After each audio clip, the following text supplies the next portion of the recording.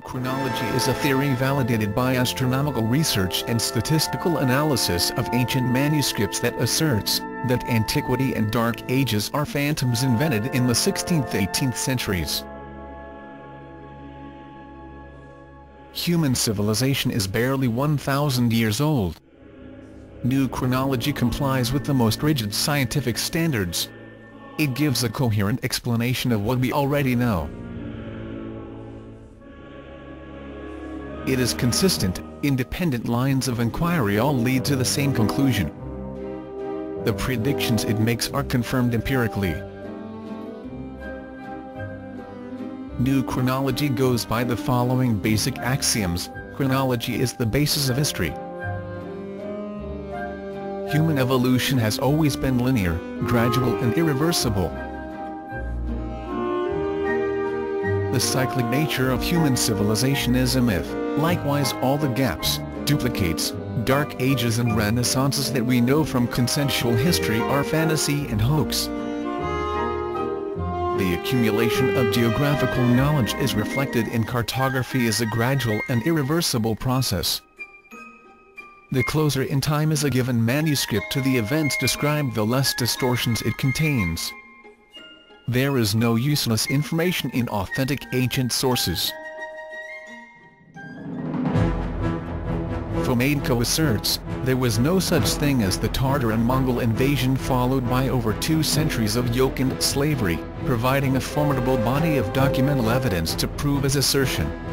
The so-called Tartars and Mongols were the actual ancestors of the modern Russians, living in a trilingual state with Arabic and Turkic spoken as freely as Russian. The ancient Russian state was governed by a double structure of civil and military authorities.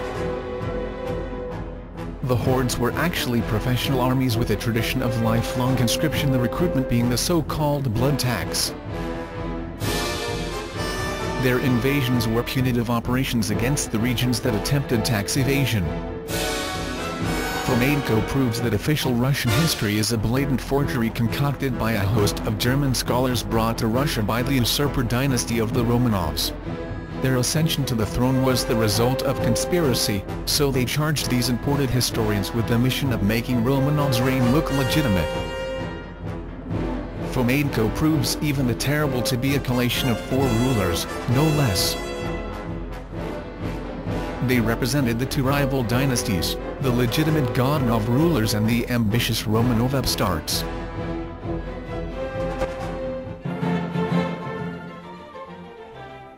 As Fomenko blows consensual Russian history to smithereens, he successfully removes a crucial cornerstone from underneath the otherwise impeccable edifice of world history.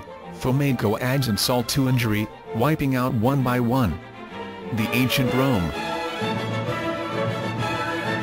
The foundation of Rome in Italy is dated to the 14th century AD.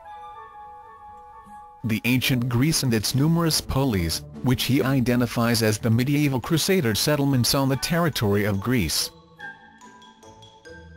The ancient Egypt. The pyramids of Giza become dated to the 11th to 14th century AD, and identified as the royal cemetery of the global Mongolian Empire, no less. The civilization of the ancient Egypt is irrefutably dated to the 11th to 15th century AD with the aid of the ancient Egyptian horoscopes cut in stone, like enormous Dendera horoscope that hangs in main entrance to the Louvre Museum in Paris.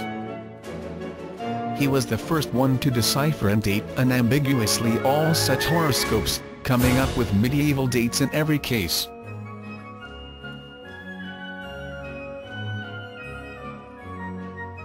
English historians rage at the suggestion that the history of ancient England was de facto a Byzantine import transplanted to the English soil by the fugitive Byzantine nobility.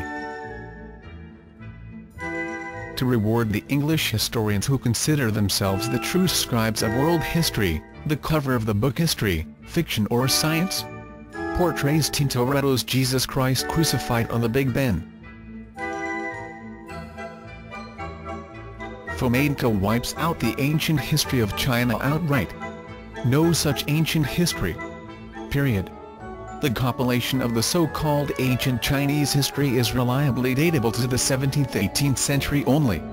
It is perfectly recognizable as the ancient European history, reworked and transcribed in hieroglyphs as yet another historical transplantation, this time performed on the Chinese soil by the loving Jesuit hands. The Chinese are the next in line to go berserk. Chinese history is inevitably bound to get both more ancient and more eventful, proportionally to the growing involvement of China in the world affairs.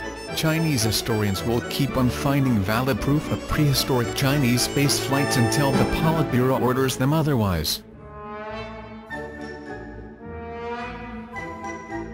The Islam with all of its key figures appears as late as 15th–16th century AD as a branch of Proto-Christianity. This is amply illustrated by imagery of Prophet Muhammad, Archangel Gabriel, heaven and hell of this period. In today's Islam, all imagery of things living is taboo. Arabic historians may find consolation in the crucial historical role of the Ottoman Empire in the 16th–17th century. The trouble is that this empire was initially a proto-Christian state, with Hagia Sophia identifiable as Temple of Solomon, according to Fomenko.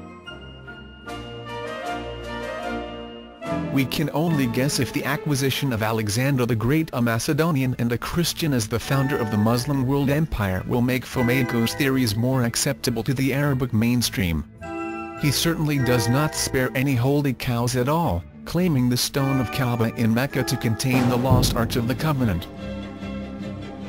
The history of religions according to Fomenko looks as follows: the pre-Christian period before the 11th century and Jesus Christ, back at Christianity 11th to 12th century, before and after Jesus Christ, Christianity 12th to 14th century and its subsequent mutations 15th to 17th into Orthodox Christianity, the Catholicism, Protestantism, Islam, Buddhism, and so on.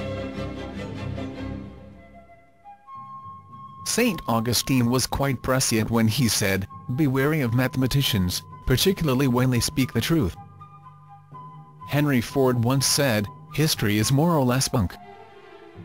Prominent mathematician Anatoly Fomenko not only proved it for a fact, but as true scientists tried to upgrade it into a rocket science.